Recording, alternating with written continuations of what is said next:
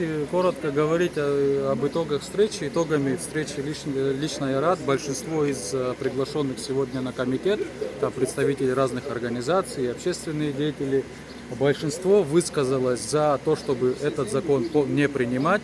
И парочка организаций высказалась, что нужно внести серьезные изменения в сам законопроект. То есть, если законопроект будет в ближайшее время рассматриваться без учета там их поправок и мнений, они тоже против этого закона. То есть можно констатировать тот факт, что практически все организации, которые сегодня присутствовали, все гости были уверенно и решительно против данного законопроекта.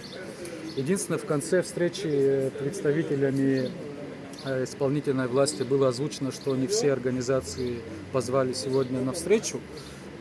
Там мало было, так скажем, провластных организаций, но логика в этом тоже есть, потому что, как я понял, логику того, как комитет приглашал организации, комитет исходил из тех организаций, которые свою активную позицию по этому вопросу излагали либо за, либо против. Партия Амсахара высказывала пару недель назад свою позицию, свои поправки подготовила, и поэтому приглашать, я с комитетом согласен, что приглашать на комитет организаций, тем более которые никак не высказывались по этому вопросу. То есть это, я думаю, организации должны были до этого момента, закон уже много лет обсуждается, уже должны были какое-то мнение сформировать. Поэтому я считаю, в этом смысле я полностью солидарен с комитетом и решением комитета по тем гостям, которых они пригласили.